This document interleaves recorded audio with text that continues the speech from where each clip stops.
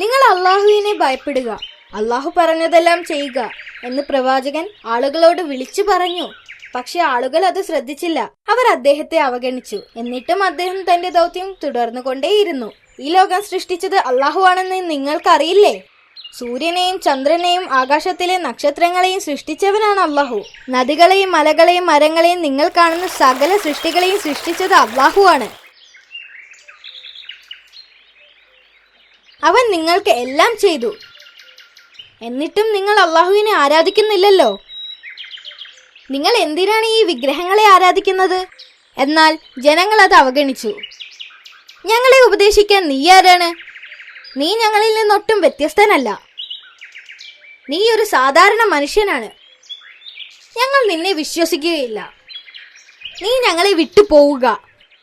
എന്നാൽ അവരിൽ കുറച്ചുപേർ അദ്ദേഹം പറയുന്നത് സത്യമാണെന്ന് വിശ്വസിച്ചു.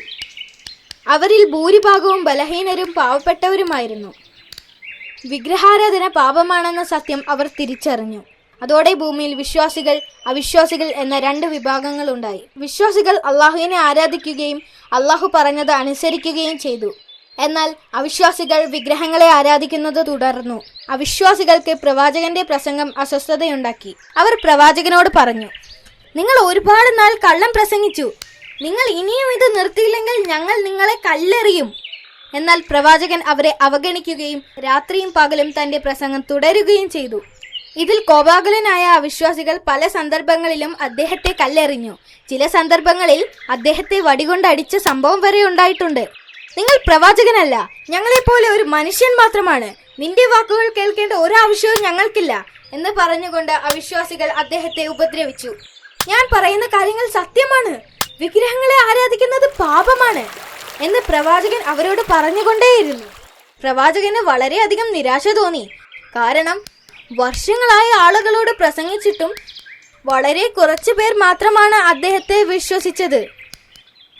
സത്യനിഷേധികളുടെ എണ്ണമാണെങ്കിൽ വളരെയധികം വർദ്ധിച്ചുകൊണ്ടേയിരുന്നു. ഒരു ദിവസം പ്രവാചകൻ പ്രാർത്ഥിച്ചുകൊണ്ടിരുന്നപ്പോൾ അള്ളാഹു അദ്ദേഹത്തോട് സംസാരിച്ചു.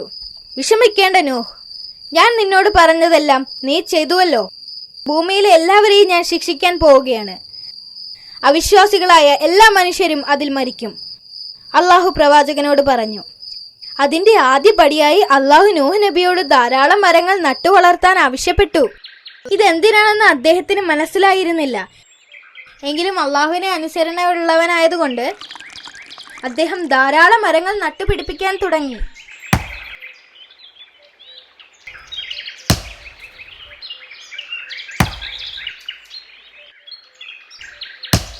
വർഷങ്ങൾക്ക് ശേഷം അള്ളാഹു വീണ്ടും നൂഹ് നബിയോട് സംസാരിച്ചു.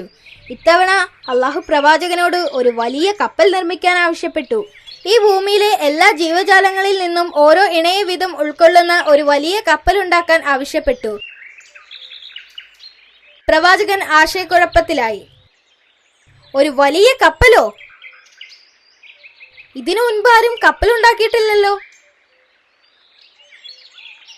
എനിക്കെങ്ങനെ ഇത്ര വലിയ കപ്പലുണ്ടാക്കാൻ കഴിയും? പ്രവാചകൻ ചിന്തിച്ചു. കപ്പൽ നിർമ്മിക്കുന്നതിന് വേണ്ട നിർദ്ദേശങ്ങൾ അള്ളാഹു പ്രവാചകന് നൽകി. കപ്പലിന്റെ കൃത്യമായ വലിപ്പത്തെക്കുറിച്ച് ആർക്കും അറിയില്ലായിരുന്നു. 600 അടി നീളമുണ്ടെന്നും ചിലർ പറയുന്നു.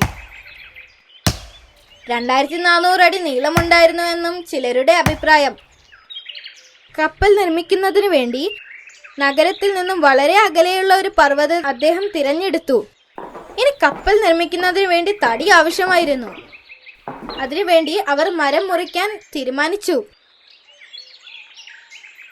അതെ, വർഷങ്ങൾക്ക് മുൻപ് അദ്ദേഹം തന്നെ നട്ടുവളർത്തിയ മരങ്ങളായിരുന്നു അത്. അങ്ങനെ അവർ കപ്പൽ പണിയാൻ തുടങ്ങി. പ്രവാചകനും അദ്ദേഹത്തിന്റെ അനുയായികളും അതിനുവേണ്ടി രാപ്പകൽ കഠിനാധ്വാനം ചെയ്തു. മലമുകളിലിരുന്ന് കപ്പൽ നിർമ്മിക്കുന്ന പ്രവാചകനെ കണ്ട് അവിശ്വാസികൾ പരിഹസിച്ചു ചിരിച്ചു. മലമുകളിലിരുന്ന് കപ്പൽ നിർമ്മിക്കുന്ന നീ ഒരു വിഡ്ഢിയാണ്. പ്രവാചകൻ നിശബ്ദതയോടെ അദ്ദേഹത്തിന്റെ ജോലി തുടർന്നു. എന്തിനാണ് ഇത്ര വലിയ കപ്പൽ നിർമ്മിക്കുന്നതെന്ന് അവർക്ക് മനസ്സിലായിരുന്നില്ല. അവർ കരുതിയത് പ്രവാചകന് ഭ്രാന്താണെന്ന്. പ്രവാചകനും അദ്ദേഹത്തിന്റെ അനുയായികളും അവരുടെ ജോലി തുടർന്നു. അവരുടെ കഠിനാധ്വാനത്തിന്റെ ഫലമായി മാസങ്ങൾക്ക് ശേഷം കപ്പലിന്റെ പണി പൂർത്തിയായി. അതിനുശേഷം ഒരു രാത്രി അള്ളാഹു വീണ്ടും പ്രവാചകനോട് സംസാരിച്ചു. അള്ളാഹു ഭൂമിയിൽ ഒരു വലിയ പ്രളയം ഉണ്ടാക്കാൻ പോവുകയാണ് എന്ന് പ്രവാചകനോട് പറഞ്ഞു. അത് പ്രവാചകന്റെ വീട്ടിൽ നിന്ന് ആരംഭിക്കുമെന്നും പറഞ്ഞു. അടുത്ത ദിവസം പ്രവാചകൻ ഒരു കാഴ്ച കണ്ട് അത്ഭുതപ്പെട്ടു. അതെന്താണെന്നോ?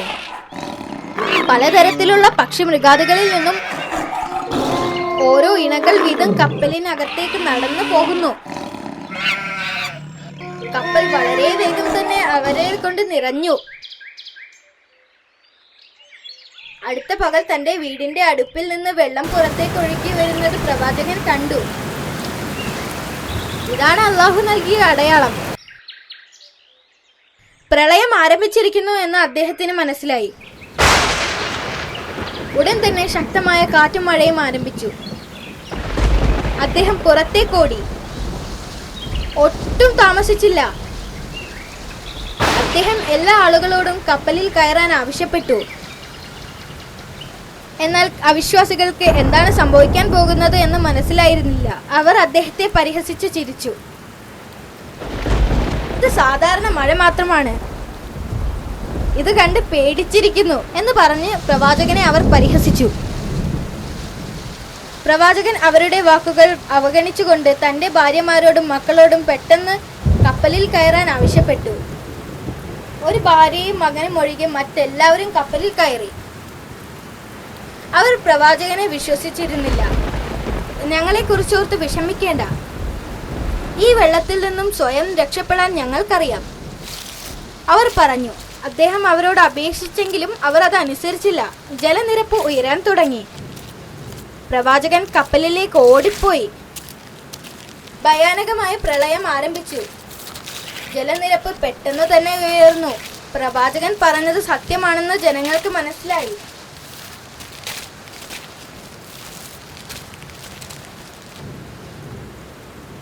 അവർ പ്രളയത്തിൽ നിന്ന് രക്ഷപ്പെടാൻ പർവ്വതത്തിന്റെ മുകളിലേക്ക് ഓടി. തന്റെ ഭാര്യയും മകനും രക്ഷപ്പെടാനായി പർവ്വതത്തിന്റെ മുകളിലേക്ക് കയറുന്നത് പ്രവാചകൻ കണ്ടു. പെട്ടെന്ന് വന്ന് കപ്പലിൽ കയറി രക്ഷപ്പെടൂ, പ്രവാചകൻ അവരോട് വിളിച്ചു പറഞ്ഞു. പക്ഷേ അവരത് അവഗണിച്ചു. അവർ പർവ്വതത്തിന്റെ മുകളിലേക്ക് കയറിക്കൊണ്ടിരുന്നു. പെട്ടെന്ന് ആ പർവ്വതത്തേക്കാൾ വലിയ തിരമാല വന്നടിച്ചു. ആ തിരമാലയിൽ അവർ കൊല്ലപ്പെട്ടു. ആ തിരമാലയിൽ മറ്റു അവിശ്വാസികളും മുങ്ങിപ്പോയി. ജലനിരപ്പ് വീണ്ടും വീണ്ടും ഉയർന്നുകൊണ്ടേയിരുന്നു.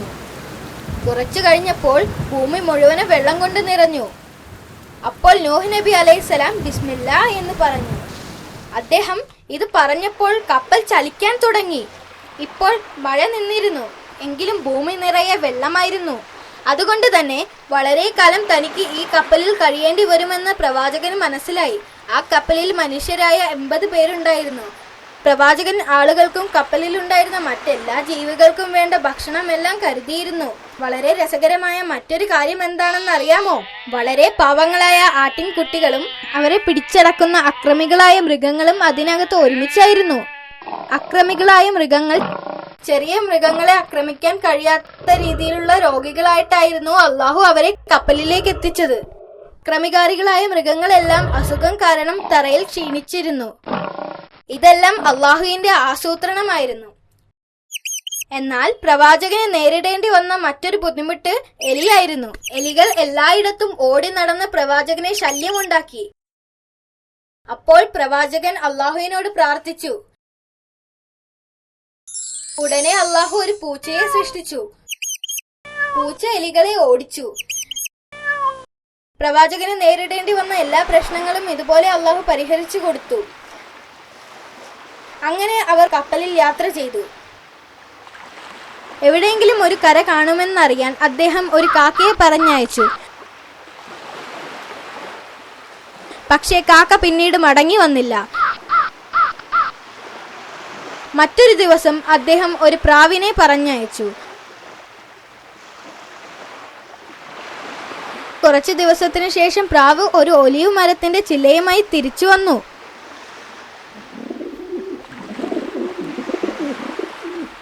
അപ്പോൾ പ്രവാചകന് മനസ്സിലായി അടുത്തെവിടെയോ കരയുണ്ടെന്ന്.